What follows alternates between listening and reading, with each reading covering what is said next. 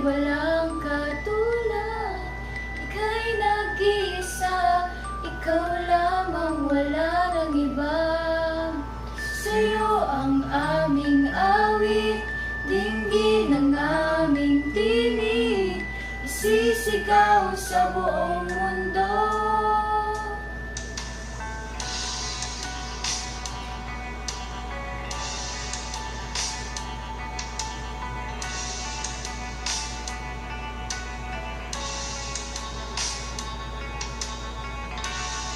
Pupurihin ka, O Diyos. Ang aming alay ay pagsamba, kaluwalhatian, buong karangalan, kapangyarihan mo'y walang katulad. Ikaw ang tunay na Diyos, ika'y walang katulad, ika'y nag-iisa, ikaw lamang, wala nang iba. Sa'yo ang aming awit, dinggin ang aming tinig, isisigaw sa buong mundo. Ikaw ang tunay na Diyos, ika'y walang katulad, ika'y nag-iisa, ikaw lamang, wala nang iba. Sa'yo ang aming awit, dinggin ang aming tinig, isisigaw sa buong mundo. Isisigaw sa buong mundo. Isisigaw sa buong mundo. Isisigaw sa buong mundo. Isisigaw sa buong mundo. Dakilaan mo.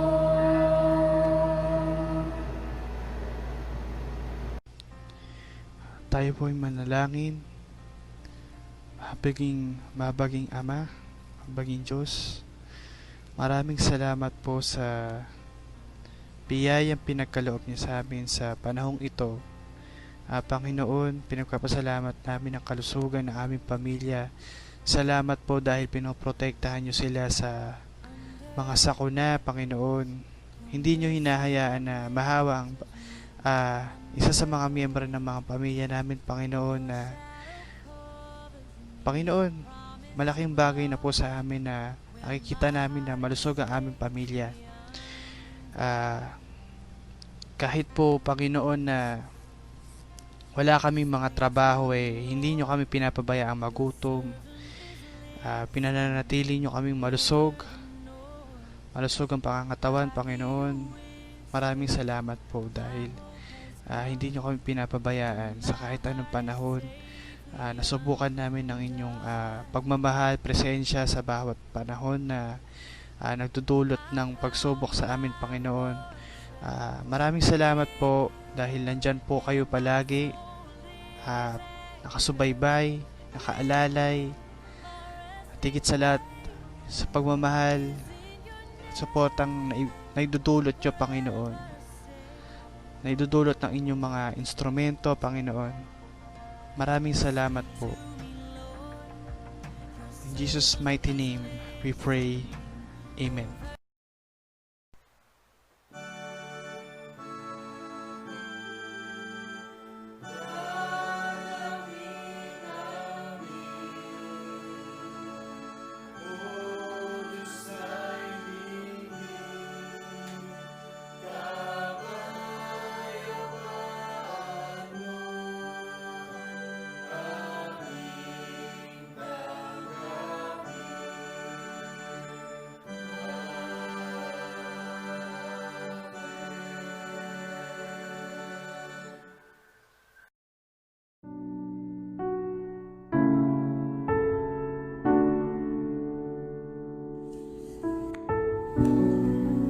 Sinasampalatayanan ko ang Diyos amang makapangyarihan sa lahat. lumalang ng langit at lupa, at si Jesucristo na anak ng bugtong niya. Panginoon natin na sa iwagan ng Espiritu Santo ay pinanganak ng Birheng Maria, nagdamdam ng hirap sa kahatulan ni Poncio Pilato, ipinako sa krus, namatay at inilibing. Sa ikatlong araw ay nabuhay sa mga patay, umakyat sa langit at umupo sa kanan ng Diyos amang makapangyarihan sa lahat. Doon magmumula at paririto upang hukuman ang nangabubuhay at nangamamatay. Sinasapalatayanan ko ang Espiritu Santo, ang banal na iglesyang laganap, ang pagkakaisa ng mga banal, ang kapatawaran sa mga kasalanan, ang muling pagkabuhay ng katawan, at ang buhay na walang hanggan. Amen.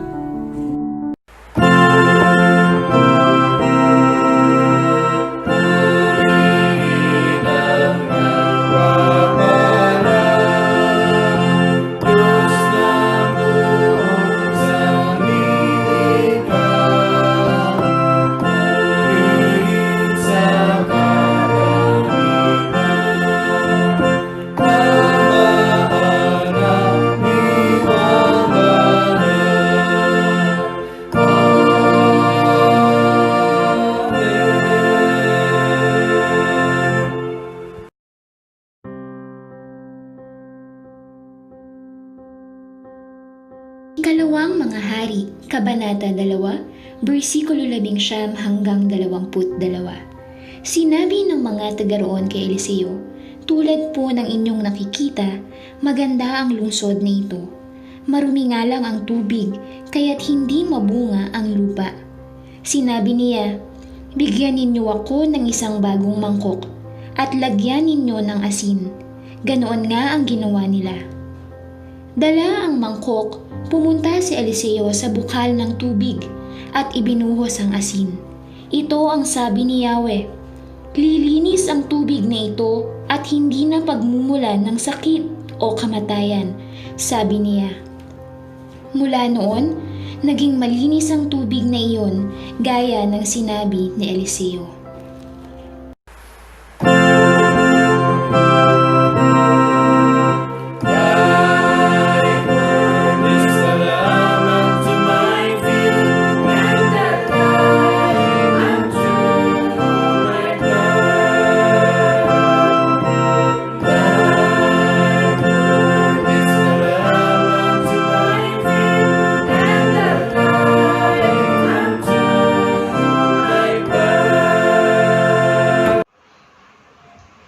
Pinagpalang araw sa inyo mga kapatid. Kamusta na po kayo? At gayon din, pinaaabot ng ating BS, ng ating chef, ang pangungumusta sa buong kapatiran. Naasahan ko po na tayong lahat, kayo ay ligtas at malusog ang pangangatawan. Ang ating pong pagbubuli-bulayan ngayong araw na ito ng ating pagsamba ay mula po sa Ikalawang Hari, sa Kabanatang 2, talatang 11 hanggang 22. Ito po ang ating mababasa. Sinabi nga ng taga-roon kay Eliseo, "Tulad po na inyong nakikita, maganda ang lungsod na ito, marumi nga lang ang tubig, kaya't hindi mabunga ang lupa." Sinabi niya, "Bigyan niyo ako ng isang bagong mangkok at lagyan ninyo ng asin." Ganun nga ang ginawa nila. Dala ang mangkok, pumunta si Eliseo sa bukal ng tubig at ibinuhos ang asin. Ito ang sabi ni Yahweh, "Ililinis ang tubig na ito at hindi na pagmumulan ng sakit o kamatayan," sinabi niya. Mula noon, naging malinis ang tubig na iyon, gaya ng sinabi ni Eliseo. Pinagpala tayo ng Panginoon sa talata na ating binasa. at aking pagbubulay-bulaya. Tayo manalangin, dakila ang mata aming Panginoon, tulungan mo po kami, samahan mo kami at pangunahan ng banal na Espiritu sa aming patuloy na pagbubulay-bulay. Patawarin mo kami, linisin mo po kami ng dugo na nabuhos sa krus ng Kalbaryo upang maging karapat-dapat kami, Panginoon, sa iyong banal na trono. Salamat po, gamitin mo po yung lingkod para sa iyong karangal at kapurihan. Amen. Sa talatang ating binasa, gusto kong i-trace muna natin ang background ng ating binasa. Sino ba itong lalaking si Eliseo? Ang lalaking ito ay basa natin ang kanyang kasaysayan. Na ito ay siyang humadili sa kay Elias. Bago siya dagating o kunin ng Panginoon. At kita natin na ang lalaki ito, si Elias at si Eliseo ay parehong propeta na ginagamit ng ating Panginoon. Ang sabi po doon po sa Kalawang Hari, Unang Hari, 16b, binusan siya ng langis ni Elias, Eliseo, at humalili sa kanya bilang propeta. At makita natin na ang lalaking ito, si Eliseo, ay nag-aararo, kasalukuyang nag-aararo. At tinawag siya ni Elias. Ang sabi niya ay, magpapaalam muna ako sa aking ama at ina. At iniwan nga ni Eliseo ang kanyang araro at nagpaalam sa kanyang ama't ina.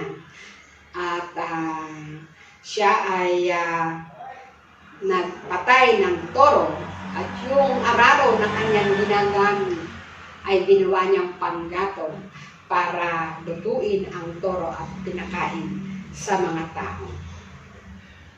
At doon sa bandang bahagi ng ating binabasa o background ng buhay o katauhan ni Eliseo, hiningi niya yung kalahati ng kapangyarihan ni Elias. At ito naman ay ibinigay sa kanya sa talatang 2 ng 11 at hanggang 12. So ito po yung process of transition ng dalawang propeta, ni Elias at alahanin siya ni propeta Eliseo. Sila nga po ay kapon ginamit ng ating Panginoon. Balik tayo sa ating tekstong binasa sa Kalawang Hari. Ang sabi doon, bibigay diin ng 4 na bagay. Una, yung tracing. Ito po yung proseso ng healing. Sa proseso ng pagkapagaling ay makita natin yung contact tracing. Kung tayo po ay nagpupunta sa doktor, ang unang itinatanong sa atin kung tayo nagpapakonsulta, saan ka ba huling nanggaling? Ano ba ang huli mong kinain? At sino, lalo na ngayon sa mga COVID patient, sino yung huli mong nakausap o nakasama? Sila ay kinukunan ng temperatura at kinukunan din ng dugo upang makita kung sila ay positive at negative. Ako po ay nagtrabaho sa Caloocan Epidemiology at ang mga cases po na tinatamaang mga bata ng diphtheria, mga laking tao ng cholera, polio, ito po ay aming tinitrace, hinahanap po namin kung saan nanggaling, kung sila pinagmulan ng kanilang karamdaman, kung sila ay nakalabas na ba sa paggamutan o nasa tahanan. So yun po, tinitrace namin ang pinagmulan ng kanilang karamdaman. Okay. Kaya ang ating pinag-aaralan ay yung contact tracing o yung salitang tracing.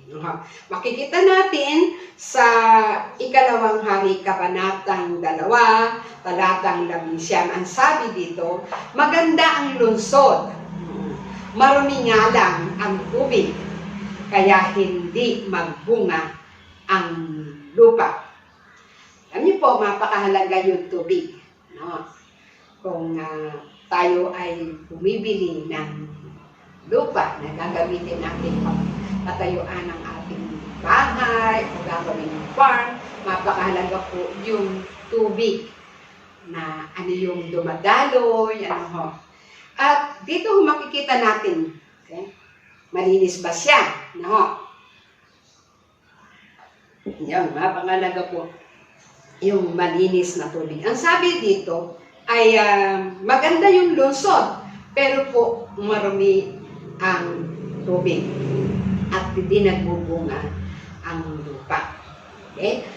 Totoong naka-pandemic tayo ay hindi pa nagbabalik sa normal noon, 2 buwan, naisarang lahat halos ang mga tourist spot. No? Kaya nga, masasabi natin, beauty is not enough or fine city is not enough para maging progreso ang isang lugar. Katulad ng Boracay, hindi ba naisara to at nilinis dahil ito'y naging marumi ang ilog o dagat. So, napakahalaga po ang malinis na tubig. Sabi po sa awit, sa kabanatang 1, talatang 3, katulad niya ay punong kahoy sa tabi ng isang batisan, laging namumunga ang dahon sa hiwa sa takdang panahon. Siya'y namumunga. Ano mong gawin? Siya'y nagtatagumpay. Yung daw halaman na nasa tabi ng batisan ay namubunga sa lahat ng kapanahunan. Yun yung tinatawag na matabang lupa, malinis na tubig. Sa aspetong espiritual, ay malinis na puso, mabuting kalooban.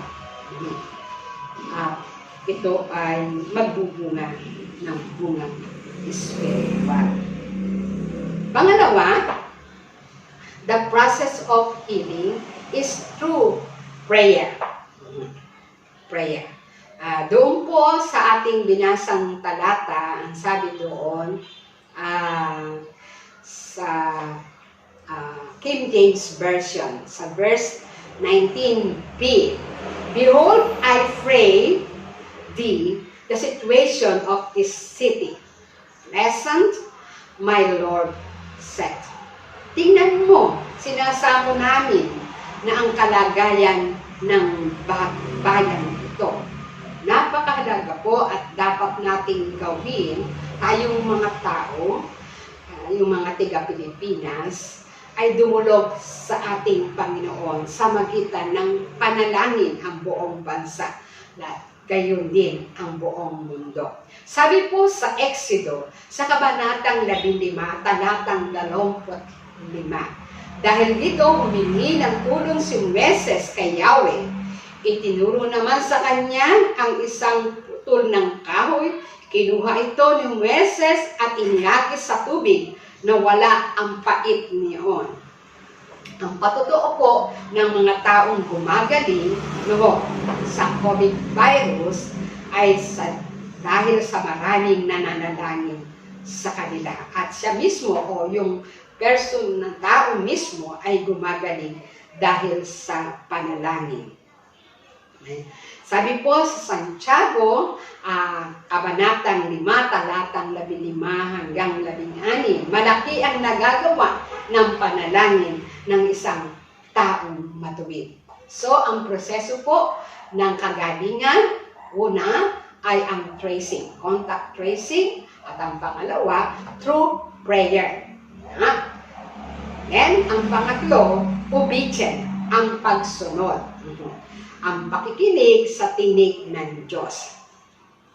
Maraming pangyayari sa matandang tipan at sa bagong tipan na kailangan ang pagsunod para po sa kagalingan. Sa matandang tipan, si Naaman ay kailangang maglublob ng 7 beses sa Ilog Jordan para sa kanyang kagalingan. Ito'y mababasa natin si 2 Hari sa Kabanatang 5, talatang 14. Kaya pumunta rin si Naaman sa Ilog ng Jordan at naglublob ng 7 beses gaya ng ipinagbili ni Propeta Eliseo. At nagbalik nga ang dati niyang laman at kuminis ang kanyang balat tulad ng putis bata. Sabi sa ating teksto sa Kabanatang 20, sinabi, bigyan niyo ako ng isang bagong mangkok at lagyan ninyo ng asin. Kaya tayo may asin dito. Okay. Lagyan ninyo ng asin. Dinala nga ang mangkok at pumunta si Eliseo sa bukal ng tubig at ibinuhos ang asin. Ito ang sabi ni Yahweh, lilinis ang tubig nito at hindi na pagmumulan ng sakit o kamatayan, sabi niya. Amen, di po ba? Sabi nito sa talatang ito. Bakit asin? Ano ba ang gamit ng asin?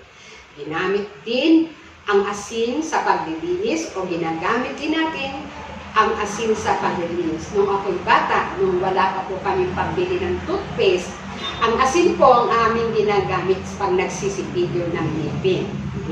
Ang asin din po mismo ay napanglilinis ng malansang mga isda. At ngayon, sabi nga, pagka kumakating yung lalamunan, maaaring ito ng pandemic o virus, nagmumumog po tayo ng maligam-gam na tubig na may asin. At ang asin po ay nagpe-preserve ng lahat ng uri ng pagkain. Bukod ito ay pinaninimpla. Ito din ay ginamit ng ating Panginoon. Bakit kaya ginamit ng ating Panginoon ang asin?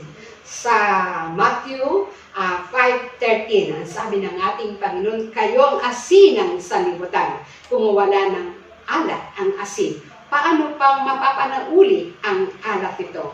Wala nitong kabunuhan, kaya itatapon na lamang at kayapakan ng mga tao. Tayong mga tagasunod ni Kristo, ang papel natin sa mundong ito. Kailangan tayo'y manatiling may lasa ang ating buhay. Huwag nating pabayaan, maging walang kabuluhan ang buhay natin. Magpagamit tayo sa ating Panginoon bilang asin sa nabubulok na kalagayan ng mundong ito. Dahil sa kasalanan at maruming pamumuhay. So, ang proseso ay ang contact tracing, pangalawa, ang pananalangin, at ang pangatlo ay ang obedience. At ang panghuli ay keep God's word and His promises.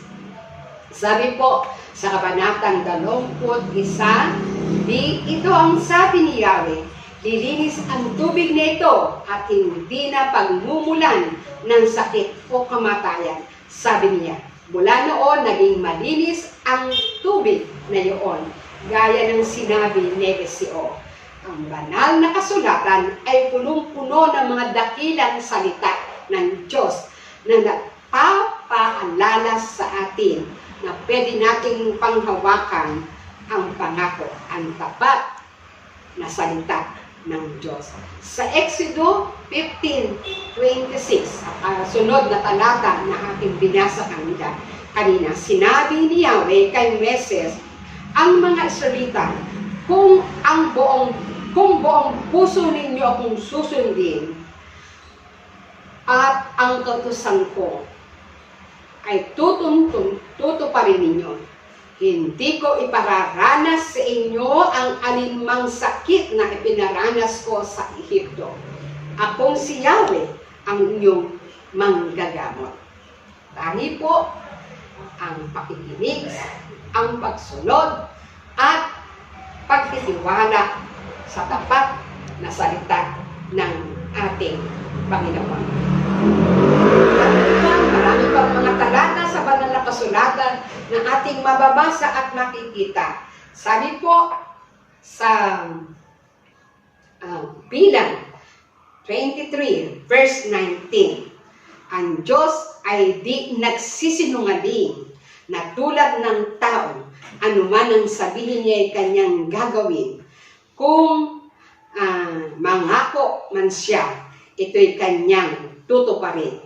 Doon din po sa Ruth, Kabanatang 2, Talatang 20, the Lord always keep His promise. Gayun din sa Psalm 12 verse 6, ang mga pangako ni Yahweh ay maaasahan katulad nila'y pilak na dalisay, tinunaw sa hurnong-hurnuhan at ng 7 beses na dinalisay. And Christ mismo, ang ating Panginoon mismo, Himself, promise us. Siya yung pangako ng Diyos para sa ating kaligtasan. Marami pang mga pangako at salita ng Panginoon na mapanghahawakan natin. Keeps God's word and His promises. He is true and faithful God. Sa aking pagtatapos, sa proseso ng healing, contact tracing, host ng maraming pagbubunga ng halaman. No? At maaari po, no, ang maruming puso. Ito ang dahilan, kaya po hindi pa nagkakaroon ng ganap na kagalingan ang buong mundo sa pandemic na ito. Hindi pa nakikita ng Panginoon ang tunay na pagbabago ng mga tao na pinagmumulan ng kasalanan na nakamamatay. Through prayer, all things are possible. Tanging sa panalangin lamang ng isang Diyos na buhay at makapangyarihan ang kagalingan ng buong mundo, ang kagalingan ng karamdaman. Sabi nga, mula sa matuwid na panalangin ng isang taong matuwid, ang Diyos na nakikita ang virus, pero ang tao ay hindi nakikita ang ating kaaway na COVID virus. Tunay po, ang pagsunod sa tinig ng Diyos ay magdadala, sabi nga, sa ating binulay-bulay, dalan niyo ko ng bagong mangkok na lalagyan. Ito po yung pusong binago. Buhay na binago. Pwede po na ang Diyos ay babago tayo, magamit tayo ng ating Panginoon. Upang wakasan niya na ang pandemic na ito. Panghawakan natin ang salita ng Diyos. Ang kagalingan ay mayroong proseso sa magitan ng ating patuloy na panghahawakan sa kanyang mga salita. Sa pangalan ng Ama, ng Anak, at ng Espiritu Santo, tayo'y manalangin. Dakilang Ama at aming Panginoon, lumalapit po kami sa iyo. Katulad po ng aming pinagbulay-bulayan, kami maaari pong mayroon kang nakikita sa aming karumihan. Dadalang hindi kami nagiging mabuting lupa na magbubunga. Hindi sapat ang aming magandang labas na kaanyuan, kundi Panginoon, ang bagong lalagyan ng iyong banal na Espiritu. Kaya aming Ama at aming Panginoon, muli kaming nagpapakumbaba sa iyo. Tinatanggap ka namin. Ikaw, Panginoon, ang patuloy na mag-ari at mamuna sa aming mga puso. sa unang linggo ng Hulyo ito. Di naman namin hawak ang simbolo ng dugo na nabuo sa krus ng Kalbaryo. Wala mang kami Diyos, kapit Panginoon. Kami nagtitiwala sa aming pananampalataya. Tinatanggap namin buong buo sa aming mga buhay. Gawin kami sisiglan ko. Nakilahaman kami pagkatulad ng aming mensaheng namin. Ngayon kami yung napatawag na palinis, Panginoon, kami magsisilbing asin. Ang aming buhay na yung binago. Gamitin mo kami, Panginoon. Sa mundong ito na maaaring ang mga tao ayaw pa rin, Panginoon, kumilalas. Gamitin mo po ang aming mga labi. Gamitin mo ang aming mga buhay, Panginoon, upang ang mga tao ay matuto, magbago, at magsisi. Yan ang aming lahat. Ikaw lamang nakakailan, Panginoon, ko saan ang natin ang pandemic. Kaya naman, nagdadaan ko rin sa Lord. Nagpapasalamat ang buhay ng ating mga kapatid na sumapit sa kanilang mga katawan, maging sa anibersaryo ng kanilang pag-iisawin. Salamat sa mga gumaling, aming mga kapatid. Salamat kami na kapagpapatuloy sa aming pananambal sa kabila na hindi kami nagkikita-kita. Ito ay magsilbi pang nagpapalakas, nagpapatibay ng aming pananampalataya. Inilingit sa iyong pinagdadaanan ng aking mga kapatid, Panginoon, ng aking mga kababayan, Panginoon. Dakila ang mas iba't ibang kaparaanan, magpakayag ka. Tumugod ka sa aming mga panalangin, katulad ng panalangin, Panginoon, ng ni Propeta Eliseo at ng kanyang mga kasama. Dahil naman, linisin mo po ang aming kasama. Tinadalain ko rin sa iyo, Panginoon, ang aming mga kapatiran. Alam mo po, Panginoon, ang kanilang kalagayan mula sa aming Church Council hanggang sa aming mga tatang tulungan mo sila. Lalo na po ang mga kabataan, mga batang estudyante na dapat sila ang nakapag-enroll na. Pero Panginoon, hindi namin alam ang tamang kaparaanan. Ano po ba, Panginoon, ang tamang solusyon upang sila'y maging ligtas mula po sa pandemic o sa karamdaman o virus na. Kaya Panginoon, tulungan mo po kami magpasya. Tulungan mo po kami na ma-discern namin, Panginoon, ang pangaraan ng pag-aaral ng mga kabataan at mga bata. Nadalain ko rin sa iyo, Panginoon, ang Department of Education, Panginoon.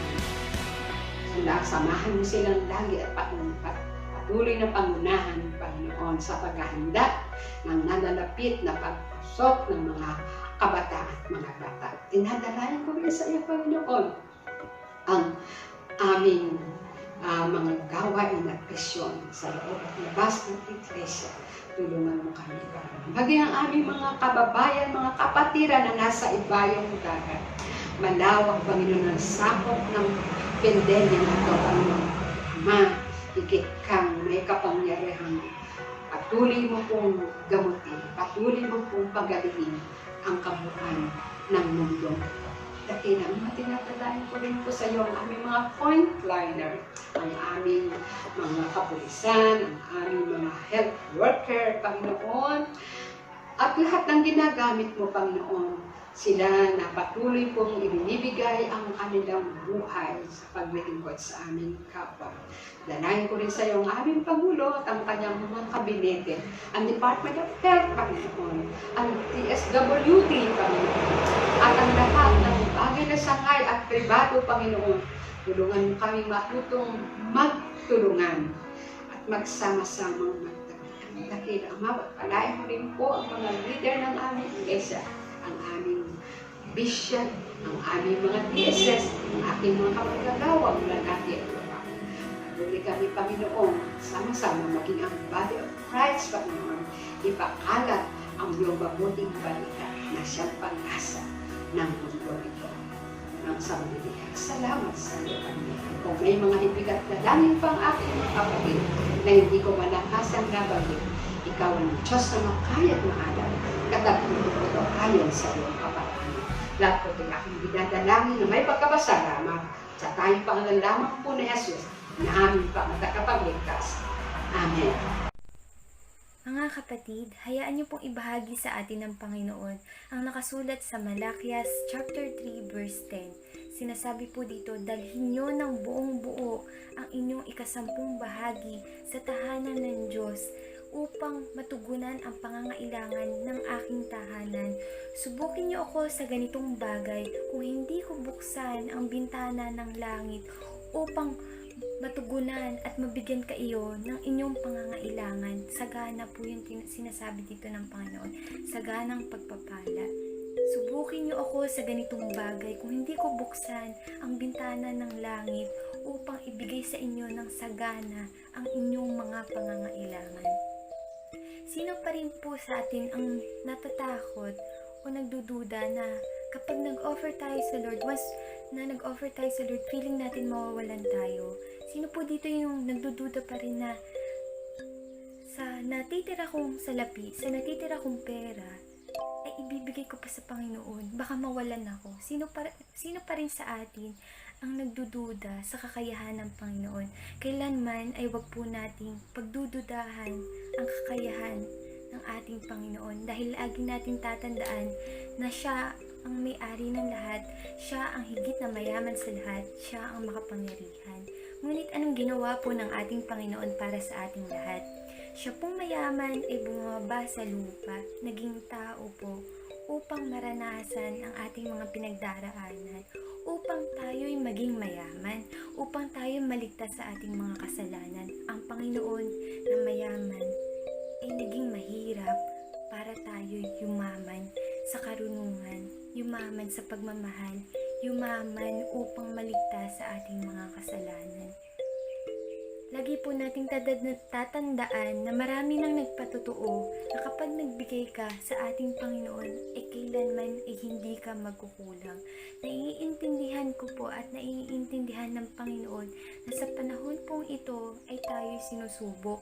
Na sa panahon po tayo na sinasagad tayo ng pagsubok kung gaano tayo nagtitiwala pa sa ating Panginoon. Noong mga panahon na hindi pa tayo sinusubok, isa kang cheerful giver. Sa panahon pong ito, tinatanong po tayo ng Lord, sa panahon ba na sinusubok kita, isa ka pa rin bang cheerful giver? Masaya ka pa rin bang magbibigay? Masaya ka pa rin bang aalalahanin ang aking tahanan? Mga kapatid, lagi po nating tatandaan na ang pagbibigay sa Panginoon ay hindi kahulugan na ikay magkukulang, na ikay mawawalan.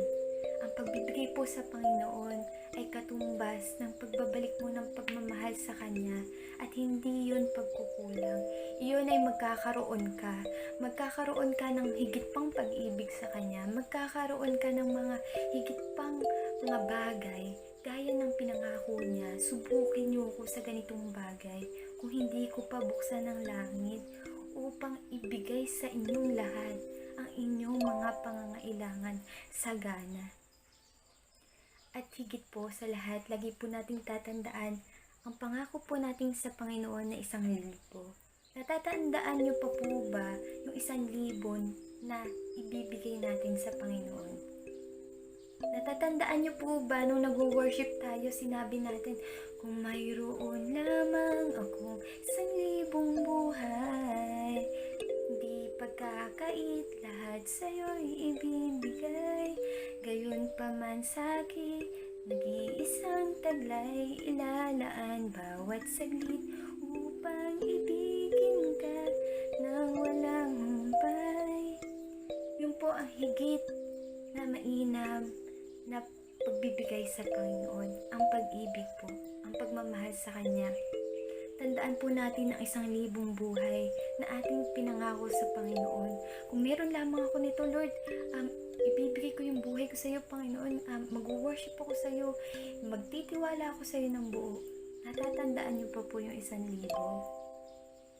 Lagi po nating iisipin na maging masaya tayong magbigay sa Panginoon. Lagi po nating iisipin na higit sa lahat, ang bukod tanging pangangailangan ng Panginoon sa ating lahat ay ang pag-ibig sa Kanya, ang pagtitiwala sa Kanya. Subukin man tayo ngayon, marami man tayong pinagdaraanan, hindi man natin alam kung saan pa tayo kukuha ng ating mga pangangailangan. Ngunit nariyan ng Diyos. Subukin mo ako sa ganitong bagay, ang sabi ng ating Panginoon. Hayaan niyo pong ipagpanalangin natin ang mga handog na ito sa ating Panginoon.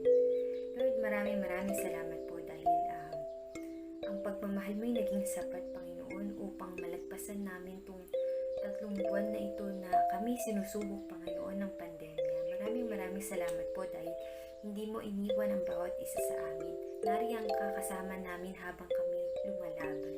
Salamat, Lord God, dahil naging sapat ang lahat, Panginoon, nang dahil sa iyo, you provide everything we need, Panginoon. Maraming salamat po. Lord, tanggapin mo po ang mga handog ng mga kapatid ko. Tanggapin mo po ang aming mga handog, Panginoon. Miski, Panginoon, ang pagmamahal na may aalay namin sa iyo, Lord God. Salamat po dahil ikaw yung unang nag-alay nito sa amin. Salamat po dahil ikaw yung unang nagbigay ng pagmamahal. Lord, binabalik lamang po namin ng pasasalamat, Panginoon, sa lahat ng binigay at lahat ng ginawa mo para sa aming mga anak mo. Maraming salamat po, Lord. Thank you po sa pagmamahal. Ramdam ka po namin lahat. Daanan mo po ang bawat tahanan ng mga kapatid ko, Panginoon. Kami inyong pag-ingatan.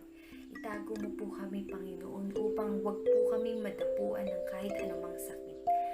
Maraming salamat po muli, Panginoon. Lahat ng pagpupuri, lahat ng pagsamba, Panginoon.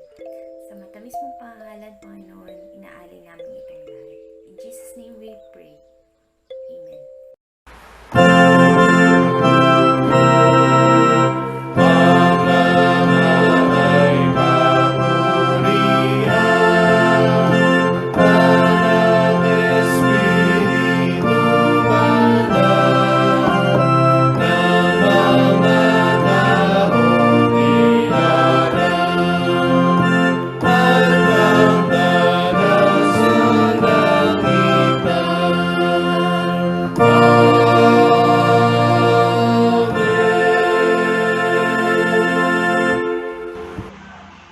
Ang kapayapaan ng Diyos na dimagit ng ating pinakamataas na pagkaunawa, ingatan ang mga puso at ang inyong mga buhay. At humayo kayo, mga kapatid, taglay ang dakilang pangako ng Ama, ng Anak, at ang Espiritu Santo ngayon at magpakilanman. Amen.